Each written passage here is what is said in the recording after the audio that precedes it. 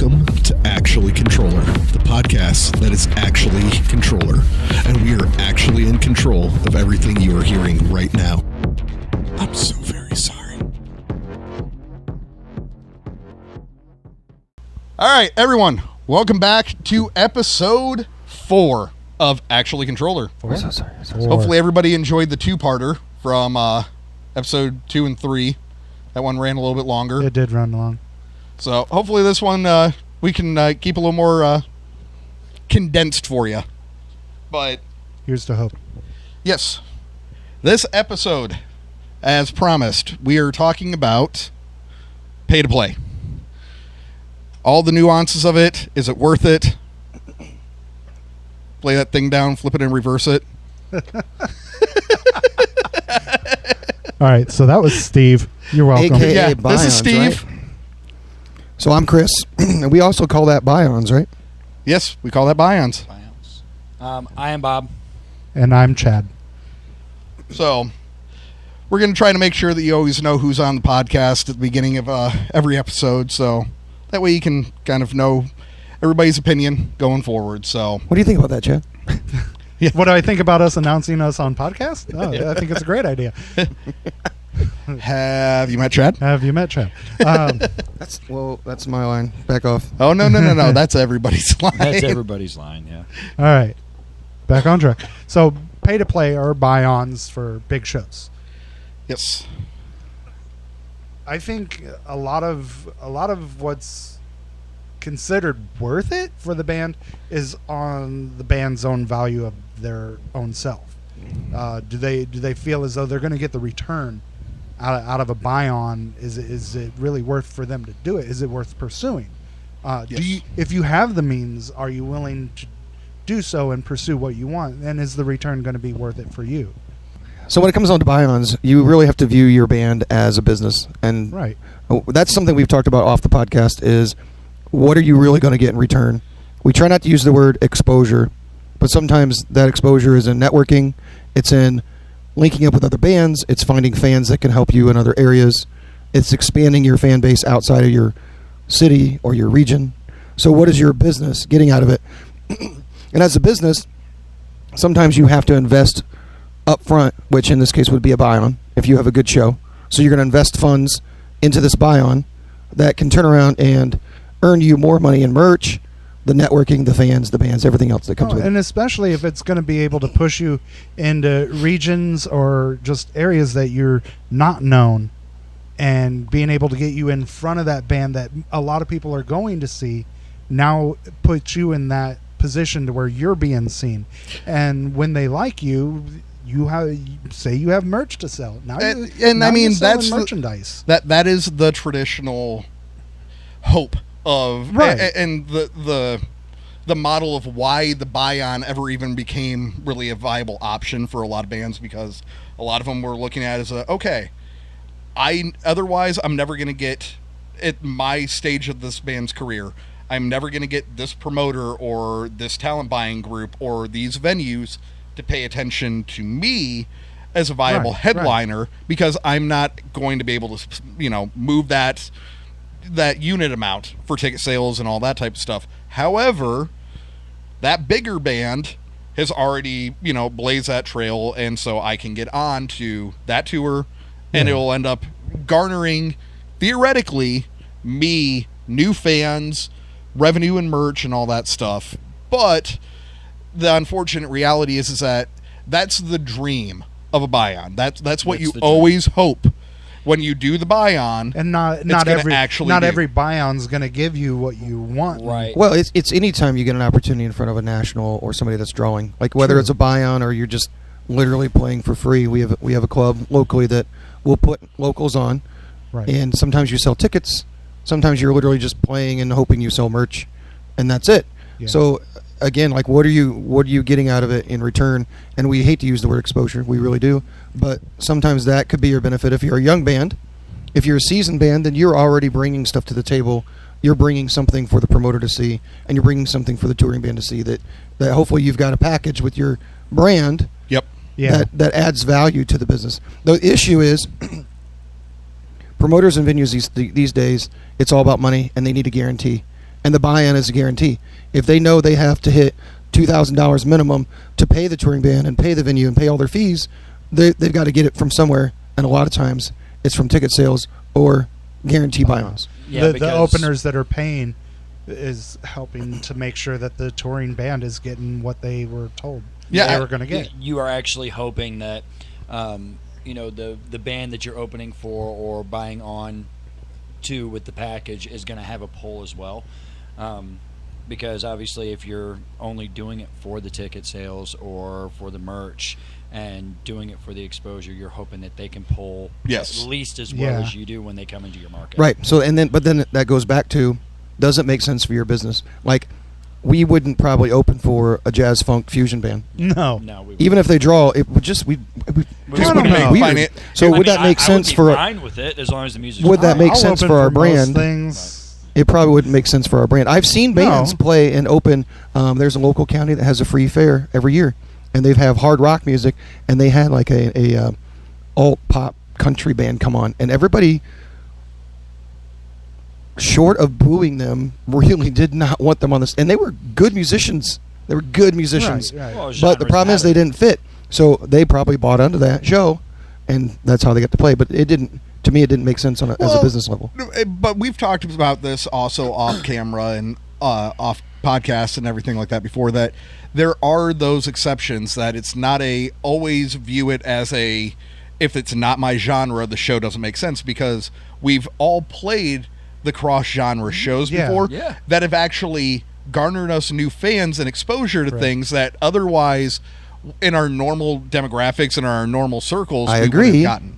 And I'm not saying that What I was saying was it it has to make Ding, sense. ding, let's Yes. go. So- We're gonna and I- box this one I up. get that cross-genre everything cycles back to cross-genre it or has to not. make sense. Did it make sense for you to do that? You at that time you said this makes sense, even though Well, it's a I think cross-genre some of show. those, at those times, the cross genres are one of those shows that you're getting into for the fun of it, depending on the venue, what it is.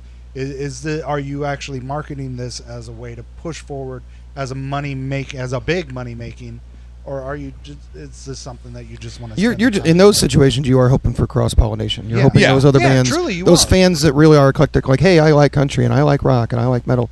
That will Because become there are your the fan. fans out there that But again, do listen to everything. I'm gonna restate. Does it make sense for your band? And sometimes it does, and sometimes it doesn't. Well, what do you consider fair? I mean, that's I really didn't use the word. I never used the word fair. Well, no. I didn't say you did.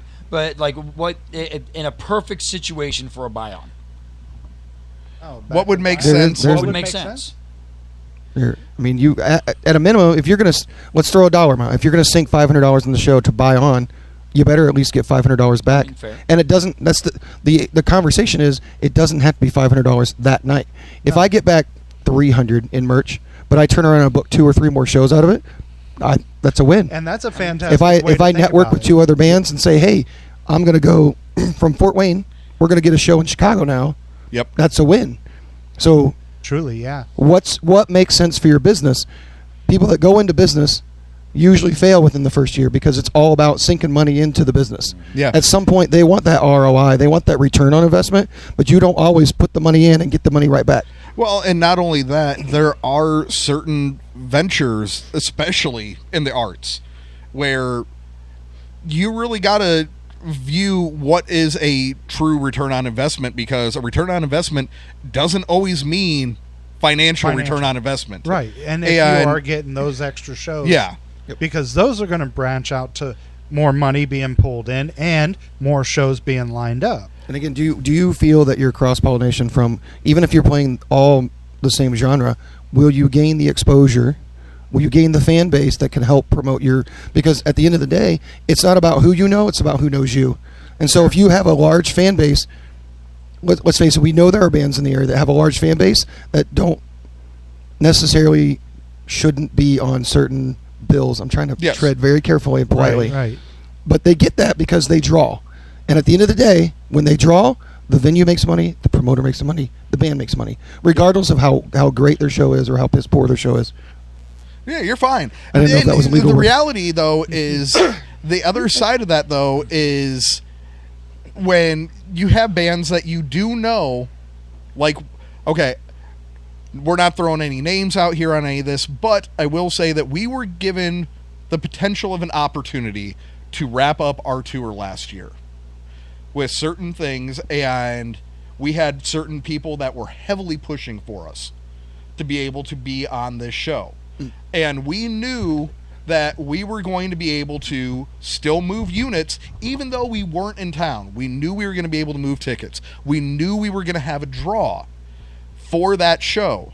And the promoter knew, the venue knew, but the actual talent buyer, well, I don't even know if it would be the talent buyer or if it's just a touring manager for the actual big band that was actually coming through, decided that we still theoretically weren't going to cover their expenses, even if we possibly could have.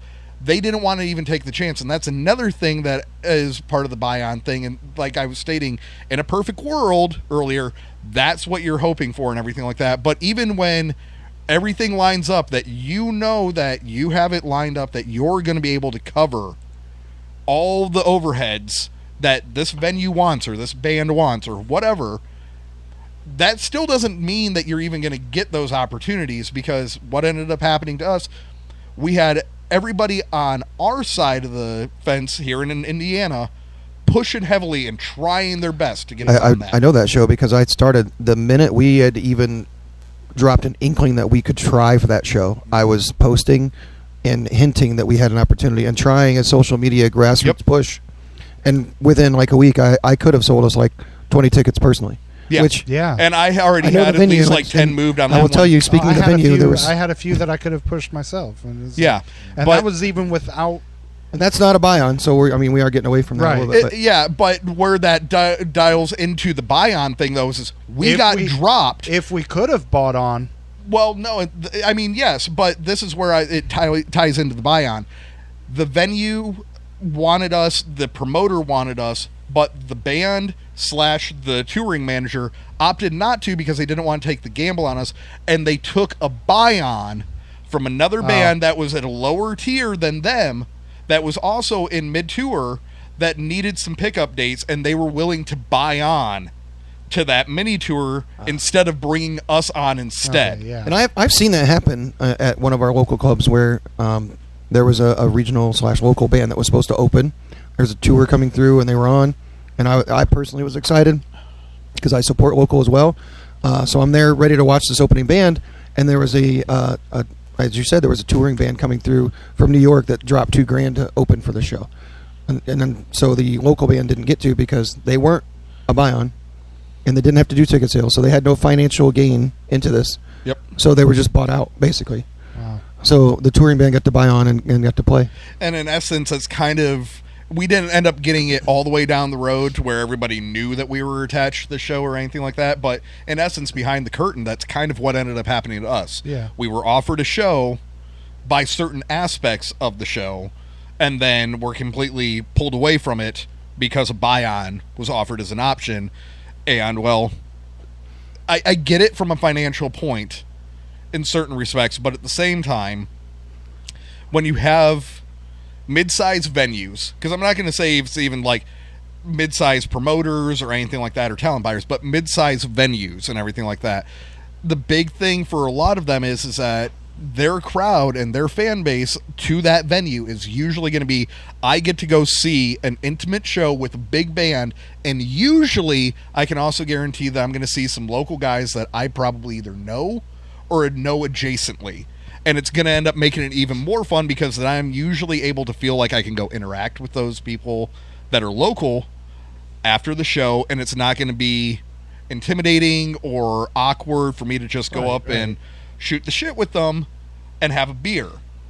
Now, sidestepping only slightly, even with a buy-on, how much pressure should a promoter, in your opinion, actually still be applying? Because, I mean, they're a promoter, they're promoting the show.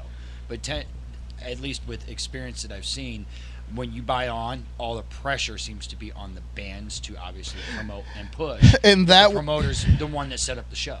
No, and I agree that I'm not going to say this is obviously all of them, because it's just like all bands and like all venues all over the country, there's different variants of quality that you're going to get in every market, and even in the same market with, and that it really does fall back down onto the band heavily well- because you got to sell your brand. Yeah, again, is it worth it for your business? If you are going into this knowing the promoter is not going to do his job and they're just there to collect your check because you're giving them the money, is that still worth it for you?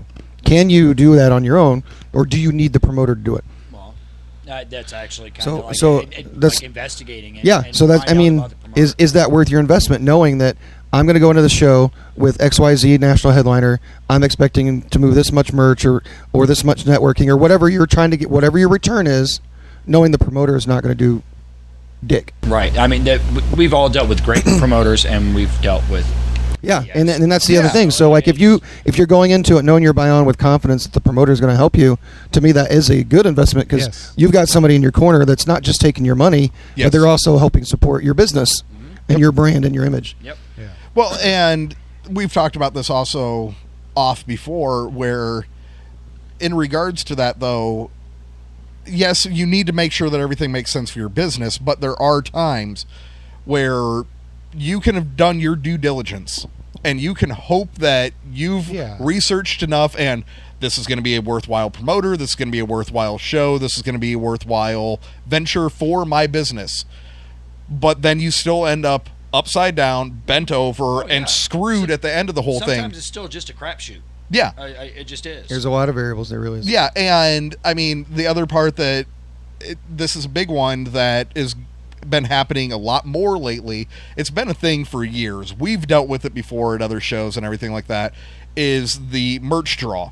And unfortunately, there's only so much knowledge you can have if the venue you're going to be playing is going to be expecting to a percentage of your merch if you've never experienced that market before. Yeah. Where if you walk into that market fresh, brand new, you've talked, to as many people as you could, including the promoter that may have booked you or the other bands that you're playing with, maybe one of the locals and everything, like just trying to get the feedback of, hey, is this a good venue? What should I expect? Is there a built-in crowd? Blah, blah, blah, blah. You're trying to get all of this info.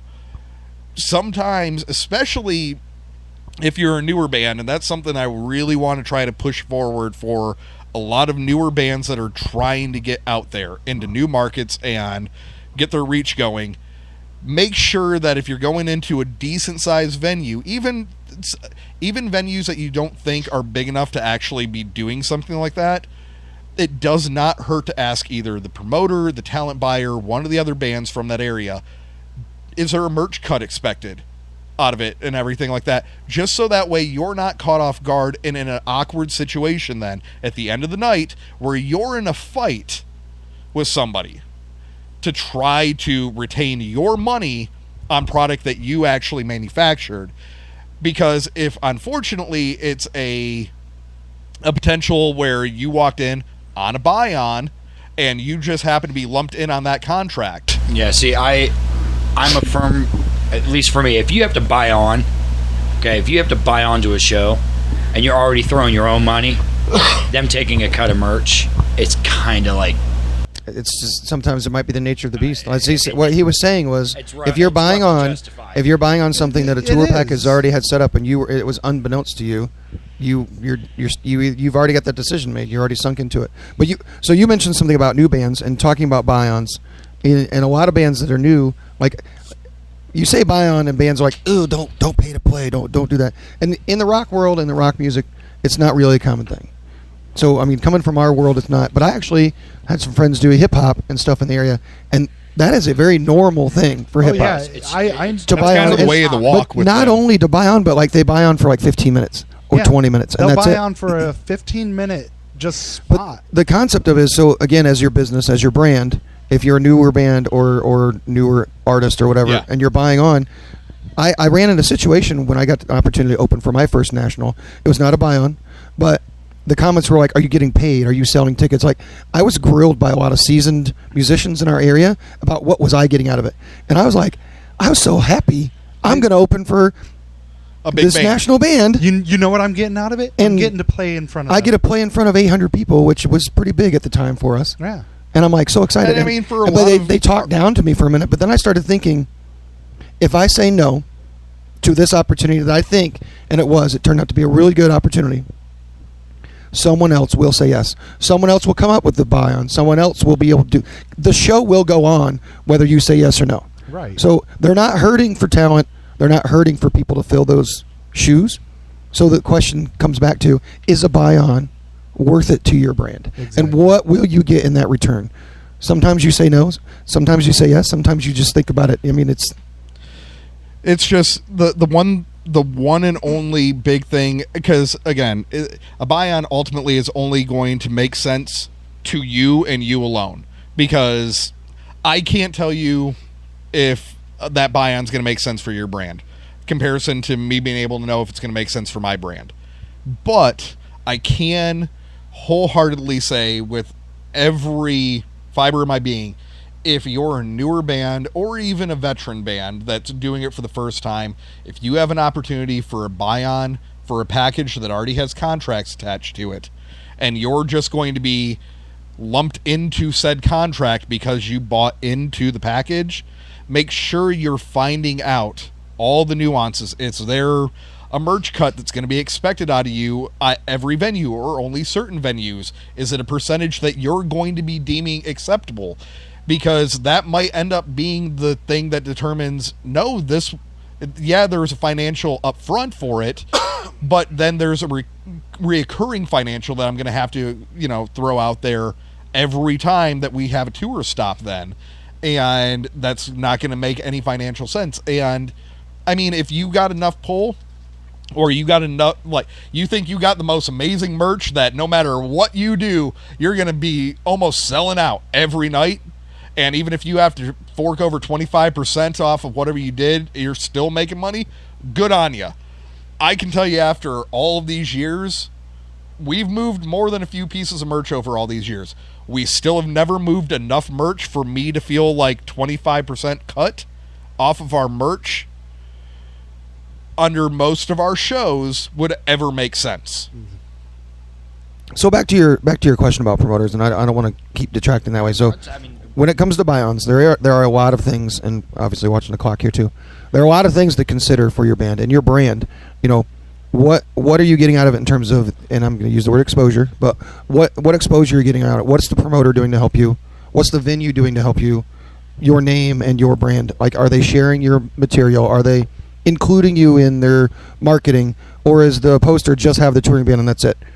The local club here has done a really good job of sharing all the events, tagging all the bands. Yes. They don't really share any videos or anything, but when they share the event, they make sure they tag all the bands that are in it. So to me, as a venue, that's a step up. That's a level up. For the promoter that built the event to take the time to include all the bands that are involved. They should, because if you're buying on, you're giving them upfront money. Well, there's a lot of shoulds, all you're doing with the guaranteed money is putting your name on that stage. Yeah. That's it. They don't have to. They don't have to do anything else outside of let you play. Unless you have a contract. And being realistic, if you're doing the buy-on, most of the time, most promoters that are looking for $1,000 plus buy-on for bands, they're really not interested in if you're going to get anything other than a slot. They're interested in making sure that they got their overhead covered. $1,000 in their hand.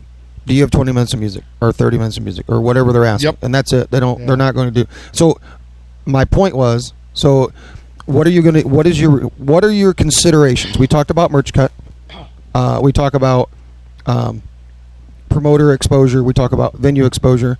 We've talked about networking. Like, what is the value of networking for you? Oh, for me, I love being able to network. And being able to come up with a show trade. Being able to make connections with other people in the venue that can help you return to the venue without a buy-on. The networking that we were able to pull on our last tour was just an amazing experience of dealing with these other bands that we've never played with before that are out of state, and knowing that we're doing multiple shows with them and networking with them, and we played with a lot of good bands, possible future connections. And it's like, hey, if you ever come in here, we're gonna hook you up. If we're coming your way, hey, what do you say? We'll get together again. And to that networking, actually, in regards to the tour, there was an even cooler part that actually happened with that. We played with one of the bands at a different show here in town months and months and months prior to playing with them again while we were in West Virginia. And Yeah. prior to the show, it was a, oh crap, dude, how are you doing type thing. And we had a cool connecting bonding moment Right. that only happened because of networking that happened at a show almost a year prior because of just hanging out after the set Yeah, we were and shooting informed the about crap with them. sheets. Yeah. Oh, But yeah, that moment alone though You remember was sheets. awesome. I was just thinking about the pillow flip when you said sheets. So I was thinking about bedroom. we will have to do an episode Get your mind out here of the gutter, soon sir. that we talk about some of the antics Okay, we're that gonna, happened. we're gonna get back to some goofy topics. Yeah, then? some of Okay. the antics that actually happened on the tour. We Oh, can't, fuck. in good faith, actually share everything that We happened. can't actually share on actually controller. Yeah, we can't actually share on actually Controller because here's the thing: some of it's not okay to To be share. fair, you should To just be come to a fair. show and chat us up. Yeah, Yeah. Oh, definitely. but that I think should wrap it up. Unless anybody else has any real No, input no, on no. this topic, pretty much make sure it makes sense for you. Yeah, if you find the value in it, go for it. If you can do it, do it. A lot of people will see it negative, and that's the thing. Like, in the music world in general, it takes all sorts to work. Depends on the market, depends on the genre, depends on the venue. There's a lot of variances, and it's not a negative thing if it makes sense to your brand. Right. I wouldn't necessarily do it yet myself, as you said. Yep. Like, what kind of benefits outside of financial? What kind of benefits are you getting out of it? You know, if I was a hip hop artist, hell yeah, I probably would, because that's pretty much the nature of That's the way of the walk. nature of the beast. Like, but I would still be selective about which shows I buy Which one onto, I'm buying on, because I yeah. want to make sure at that point it is almost purely financial. Like, I'm gonna, what's the most bang for my buck at that point? So Yep. you've got to think about your genre. A lot of our people are probably our rock and metal heads, but Yep. it's definitely a thing. It does depend on the venue. What is the return on investment for your brand and your business? And really, it's a twofold. I had a conversation with the venue that I played at last night. You know, as a business, I want to make sure you do well.